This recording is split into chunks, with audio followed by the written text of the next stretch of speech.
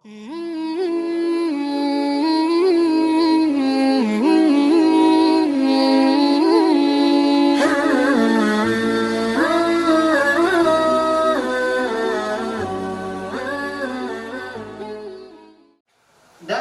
ini kalau bersedekah dianjurkan pahalanya diniatkan untuk orang tua yang meninggal.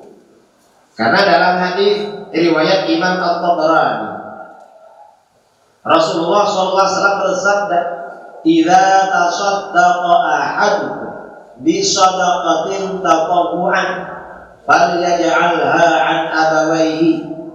Apabila kamu mengeluarkan sedekah sunnah, bukan sedekah wajib seperti zakat fitrah dan kafarah, tapi sedekah sunnah, maka niatkan sedekah itu untuk kedua orang tua kamu. Ada fakir miskin kasih sedekah, dalam hati pahalanya untuk almarhumah orang tua. Ada yatim piatu kasih bantuan, dalam hati almarhumah orang tua. Bangun masjid kasih sedekah, pahalanya untuk almarhumah orang tua. Mengapa? Fayakunu lahum ajrun.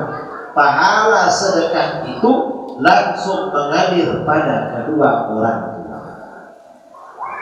Kalau pahala sedekah mengalir pada orang tua, kita dapat apa? Jangan khawatir. Wala yanqusuhu min ajriha syai'. Kamu yang bersedekah tidak akan kurang sedikit pun dari pahala sedekah kamu. Orang tua dapat pahala sedekah itu secara full, secara penuh. Kita yang bersedekah dapat pahala secara full, secara penuh. Kalau nggak niat untuk orang tuanya nggak dapat pahala kita, gitu juga, nggak lebih. Jadi sedekah untuk orang tua itu memang dianjur. Begitu dalil-dalil seperti ini disampaikan, Wahabi nggak bisa jawab. Akhirnya apa? Mereka ngeles. Wahabi itu ngeles. Apa ngeles? Ngeles. Ada Wahabi dari Malaysia, dari Penang, kirim video melalui YouTube. Apa kata dia? Gak apa-apa sedekah untuk orang mati, gak apa-apa. Siapa yang melarang? Gak ada yang melarang. Loh, kan kamu yang melarang. Kok gak tahu? Apa kata dia? Cuma kalau mau sedekah untuk orang mati, jangan pakai berkah. Jangan pakai kenduri, jangan pakai berkah. Pakai apa? Bangun masjid, bangun musholla, bangun madrasah. Loh, suruh bangun masjid dari mana bang? Gak mampu kita. Kalau bangun masjid, mereka melarang kenduri. Memangnya kenapa dia? Mereka gak ngerti, dikiranya kenduri dilarang, sedekah makan dilarang. Para ulama kita ini dulu melestarikan, melegalisir, merekomendasikan sedekah makan, sedekah minum. Itu bukan tidak ada dasar, bukan tidak ada dalil, bukan sembarangan. Para ulama ini menganjurkan sedekah berkah. Mengapa? Karena di dalam kitab-kitab fikih, dalam kitab Minhajul Qawi karangan Imam Ibnu Hajar Al-Haytami, dalam kitab Asbal Matalib karangan Syekhul Islam Zakaria Ansari, dan kitab-kitab yang lain, semuanya mengatakan afdhalus shadaqah al-ma, sedekah yang paling utama adalah air. Di bawahnya air adalah ta'am, makan. Jadi air ini sedekah paling utama. Ini sedekah nomor 1, lalu di bawahnya makanan. Mengapa air ini sedekah paling utama? Dalam hadis riwayat Imam Abu Dawud, hadisnya sahih, ketika ibunya sahabat Sa'ad bin Ubadah meninggal dunia, sahabat Sa'ad bin Ubadah bertanya, "Ya Rasulullah, ayyu shadaqati a'jabu ilaik?" Hai Rasulullah, sedekah apa yang paling engkau senangi? Besar pahalanya mengantarkan masuk. Apa jawab Rasulullah? Rasulullah menjawab, al-ma, air. Air ini sedekah paling besar, paling besar. Mengapa paling disenangi? Air ini paling banyak dibutuhkan orang. Bangun tidur minum air, memasukkan obat minum, habis makan minum, rokokan minum. Ada yang rokokan? Gak apa-apa, tapi jangan di masjid. Sambil ceramah minum.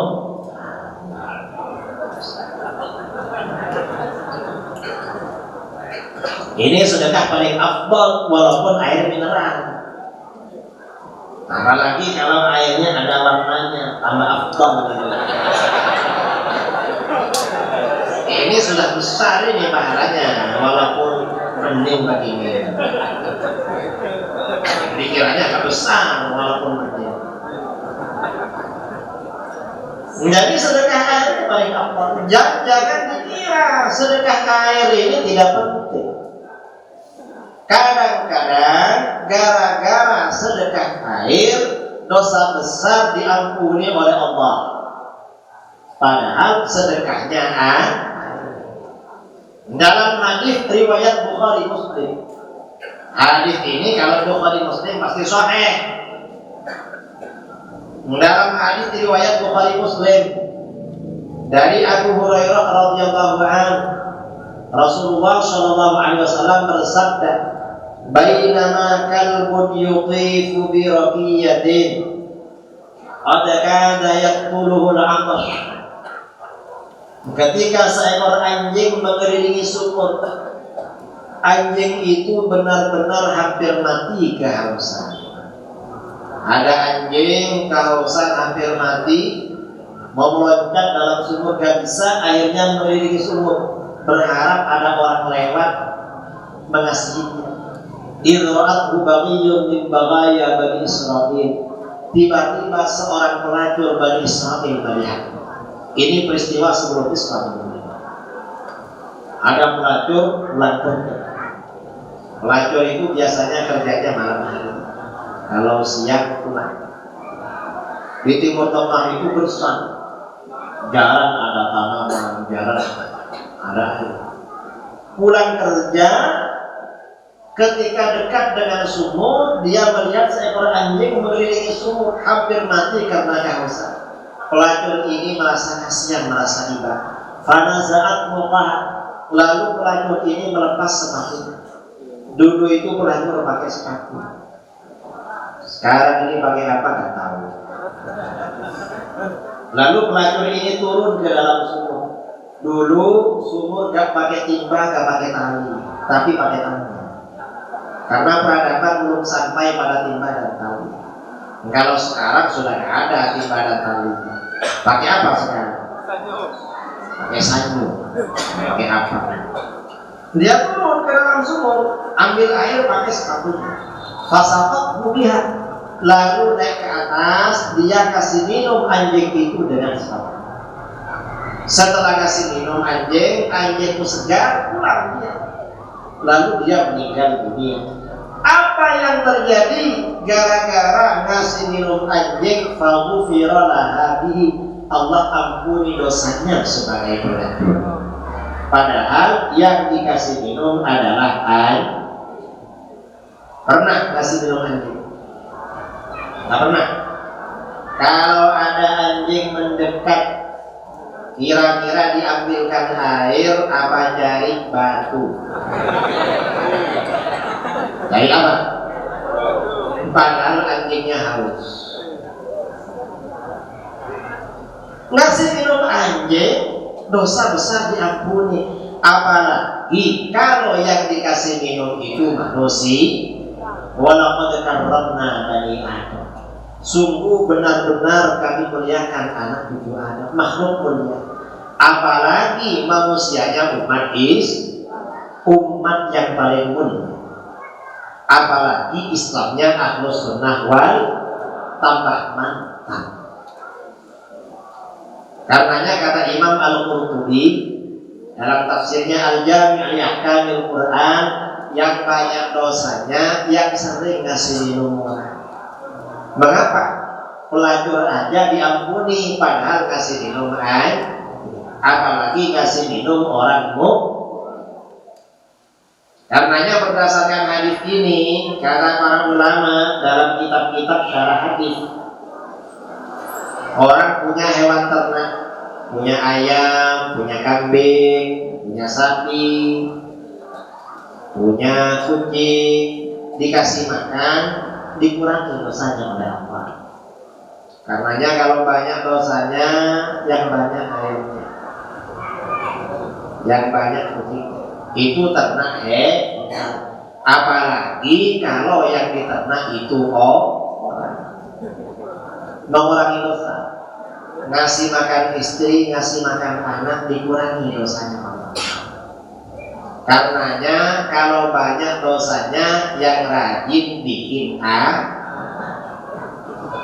masih banyak lagi dosanya, tambah istrinya untuk mengurangi dosa.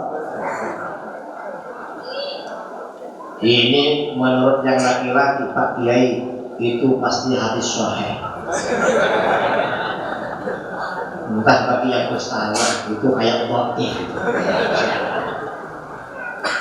Istrinya tanya, "Bang kawin lagi?" "Saya ini banyak dosanya." Katanya kalau ngasih nafkah istri, dosa dikurangi oleh Allah. Kalau cuma kamu yang ngurangi, kapan habisnya? Berarti suaminya ahlus sunnah wal jamaah ini suaminya. Namanya yang tak mau berarti Wahabi. Tapi kalau gak bakat jangan, kalau gak bakat nanti gak dikasih belanja semua. Kalau bakat gak apa-apa. Ini ada cerita entah soalnya bangga. Dulu ada 2 orang berkawan, jarang berjamaah. Tiba-tiba kawannya rajin berjamaah. Ditanya, "Kamu sekarang kok rajin berjamaah? Subuh ke masjid. Dulu kamu nakal." Kata dia, "Saya ini kawin lagi." Makanya, kamu kalau ingin rajin, coba kawin lagi, nanti rajin. Akhirnya kawannya kawin lagi. Setelah kawin lagi, kawannya yang duluan kawin lagi ke masjid waktu azan subuh, ternyata ini sudah duluan di masjid. "Loh, kamu sudah kawin lagi?" "Iya." "Kamu jam berapa ke masjid?" "Kok duluan?" "Saya bukan jam berapa, memang bermalam di masjid." "Kok bermalam?" "Gak berani pulang." Ini gak bakat.